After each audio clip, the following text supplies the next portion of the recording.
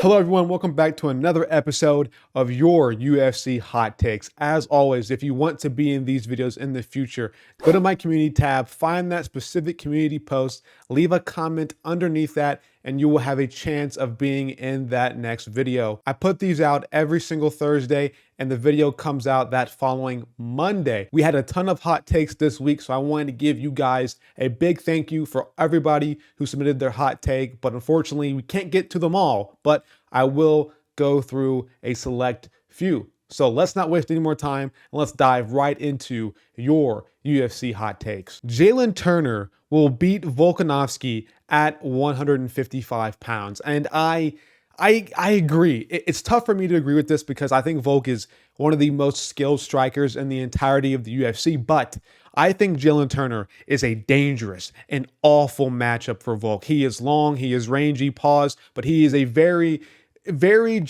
he has all the tools to beat a guy like Volk. He has power. He's a lot bigger. He will be a weight bully over Volk. I mean, Volk coming up to 155, he's already not the biggest guy for the weight class, obviously, but Jalen Turner is an absolute monster. This guy is, I mean, bigger than everybody at lightweight. He is probably one of the biggest weight bullies in the entirety of the UFC, not just at lightweight. Out of everybody in the UFC, he probably cuts the most weight. I had no idea how he even made weight against Bobby Green, but he did it. But I think against Volk, who'll have a massive size advantage, I don't think Volk will be strong enough to take him down. And I think the range, I think he'll get clipped. And Volk's biggest downfall in his career so far has been his chin. He has great recovery, but I think at lightweight, Turner will be too big for him. And just, it's a matchup, man. I think Volk actually beats a lot of these top-ranked lightweights, but I think in terms of Jalen Turner, he just poses an entire different threat, and I think that his style is just made to beat a guy like Volk. If you're a smaller guy and have a sus chin, Jalen Turner will most likely beat you. 155 is the most overrated division in the UFC. There's Makhachev, Oliveira, and then there's everyone else. Benoit Saint-Denis is the only new contender who's shown any promise, and I agree as well with this. I mean, at one point, man, 155 was the best division in the UFC, but that was years ago. Time has passed, and since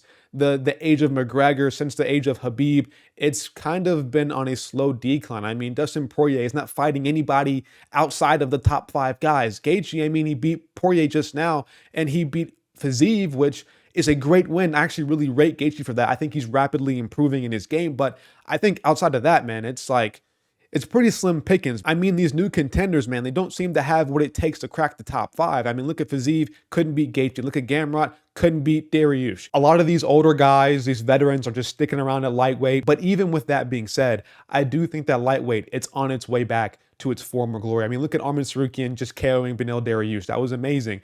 There's, again, Jalen Turner making his way back up. As you mentioned, Benoit Saint-Denis is on his way up. There's a chance the next couple years, lightweight is back on top as one of the best divisions in the UFC. Just right now, it's been kind of lacking with these old veterans still sticking around who may not even be better than some of the contenders. Like, could Poirier beat Gamrot? Could Poirier beat Fiziev if he was healthy right now?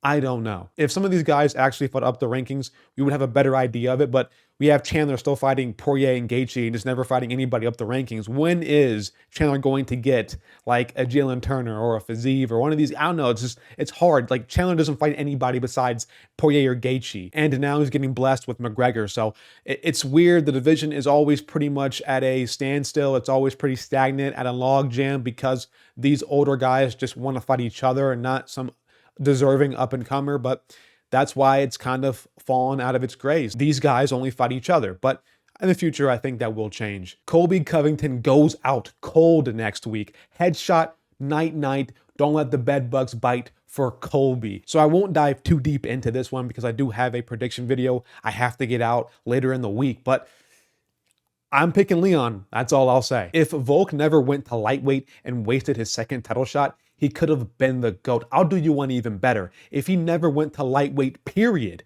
he could have been the outright GOAT of the UFC. Here's my deal with this. Listen, Volk moving up to lightweight was the biggest mistake of his career. If he never fought Makhachev twice, he could be the just pinnacle of the sport, the ultimate pound for pound #1 guy right now, but he wanted that glory, he wanted that status, wanted that legacy, and chasing legacy is always a huge risk, and he paid the price for it. He could have beat Ilya already. He could have fought Ilya months ago. He could have actually not even taken the Islam fight and just fought Ilya outright. And if he beat him, he is, cemented as a featherweight GOAT. And if he keeps on winning, if he never took damage, if we're talking about Ilya versus Volk months ago, I think the majority of people are picking Volk, like without a doubt. But since he took some massive damage against Islam, it's a different story now. It's a risk now. Topuria can definitely put his lights out. So Volk moving up to lightweight has only made it easier for him to lose to more contenders at featherweight. I don't know, man. I love Volk with all my heart. He's one of my favorite fighters. I love his fight style. In my opinion, again, he is one of the best strikers at featherweight of all time or in the UFC right now. But I just can't help myself to think that if he didn't take that damage against Islam, he probably would have beaten Ilya months ago. Then he would have probably fought Arnold Allen if he stayed active, probably would have beat him because Max beat him, and then just would have kept on winning until maybe somebody chins him down the line, because I think somebody would eventually chin Volk. But he would have had so much legacy at that point, it wouldn't have even mattered. Jamal Hill never touches gold again. Now, if we're placing bets here, if I'm putting all my chips on the table right now and just saying I'm all in, I'm going to put all in on Jamal Hill never being a UFC champion again. Now, could I be wrong? 100%. Could Jamal Hill come back and just smoke Alex Pereira if he still has the belt at that time? 100%. But getting the title in the first place is already a really, really tough feat. It's one of the hardest things to do in any sport. Now, doing it again for the second time is probably going to be just as hard. Now, Jamal Hill will have an easier time getting that shot, but coming off a horrific injury, he might not ever be the same ever again. And there's a very high chance of him actually not winning the belt, losing to Pereira, and then maybe losing to another contender. Once a champion typically loses the belt, they don't really ever get it back again. Look at Kamaru Usman. Lost the belt, now he's on a 3-fight losing streak. It's tough, man, the UFC. And Jamal Hill has a long road ahead of him, and my bet is that he doesn't get it back. But he can definitely prove me wrong, and I kind of hope he does prove me wrong. I like Jamal Hill. Fighter pay is only an issue for Americans because $20K USD in regions like Dagestan can go much further than $20K in Florida. Now, this is just basic economics. Of course, our money is more valuable to other countries who are lesser developed. Like, for sure, $20K USD for them is like $40K to us. I mean, it's just simple math pretty much. But to flip this around,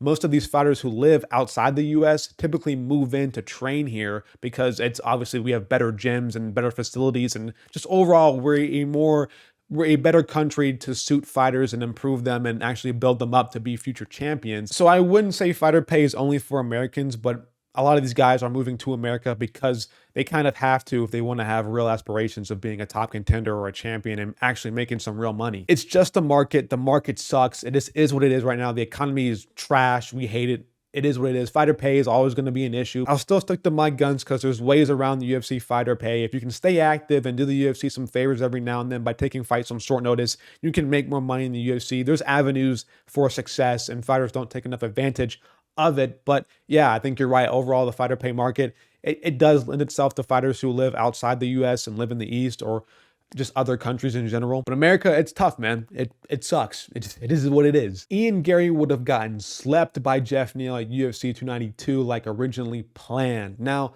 I don't know. I think I would have picked Ian Gary, but I would have been very worried about Jeff Neal. Jeff Neal is actually one of the most underrated welterweights on the roster right now. And this dude is actually legit. He has some of the best striking, crisp boxing. I mean, watch his Luke K TKO, man. Those uppercuts were insane. I like Jeff Neal, and there was a very high chance of him actually clipping Ian Gary and putting him out. If Song Kinane can do it, Jeff Neal can definitely do it. Would I would have picked them? No, I think Ian Gary's improving rapidly, and his leg kicks would probably win him the fight. Overall, I think his range control would prevail over Jeff Neal, but it's a risky fight, and I don't blame you for picking Jeff Neal. It's definitely a possibility. Maybe they would have been evens on odds if the fight was to go down. I don't remember the odds exactly, but they probably were close. MMA has the most insecure fan base. They think everything physical revolves around fighting skills, constantly trying to one-up other sports. Now, I do agree with that. Like, we are competitive with other sports. We want to believe that UFC and MMA is the best sport ever, but I think that people are more insecure in the relationship with their favorite fighters. I think fans get way too attached and way too emotional about their favorite fighter. And if you dare criticize a fighter for anything, they get, it gets bad. Some of these fans just don't have working brain cells, it seems, because if you criticize Shavkat, some Shavkat fans, man, are just, they're crazy, bro. They're crazy. If you criticize Hamza, if you criticize any Dagestani fighter, man, these dudes get kind of crazy. It's baffling to me sometimes. And I do agree, a lot of this does stem from insecurity. They want to believe something and they're so stubborn about their belief that it becomes like a reality to them. And I bet these dudes cry. I bet some of these dudes get into a fetal position and just cry themselves to sleep if their favorite fighter loses. It gets ridiculous. I'm telling you guys right now, if Shavkat ever loses in the UFC, there's going to be dudes who might just never watch MMA again because they just can't bear seeing Shavkat lose. Now, I'm not saying that's all Shavkat fans. There's just a certain percentage of people, I think in every single fan base, there's Oliveira fans, there's Pereira fans, there's Dagestani fans. In every single fan base of a certain fighter, there's always that 1% of people or fans who they just get very delusional. Max Holloway beats Ilia Topuria. I agree. I think Ilia just wouldn't be able to chin Holloway. Holloway has one of the best chins in the UFC. If he's not number one, he's number two behind Vettori. And I think the pace and just the overall output would put a whooping on Ilia. But Ilia could win. Maybe he could be the first guy to ever chin Max Holloway, but I just wouldn't bet on it right now. Holloway is still young, apparently. He's 31 years old.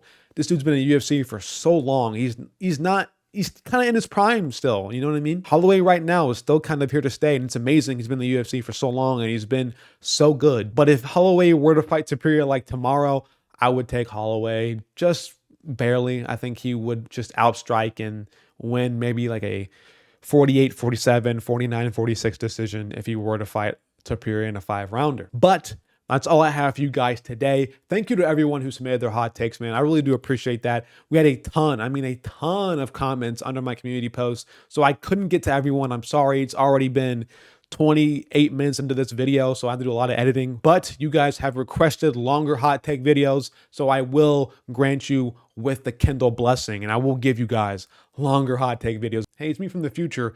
I don't know how this video ended up being only 12.5 minutes. I swear to God, I was recording for half an hour. I was at least expecting it to be, 20 minutes long. No, it's 12.5 minutes. I'm sorry, guys. I even put in more hot takes for you guys. I don't know how it ended up being this short of a video. I'm sorry. Bear with me. I'll try to do better from now on. I don't know what's going on with me. I'm just going insane right now. But if you enjoyed this video, like, subscribe, and hit that bell icon for notifications so you get notified every single time that I post a video. I'm out of here, guys. Peace.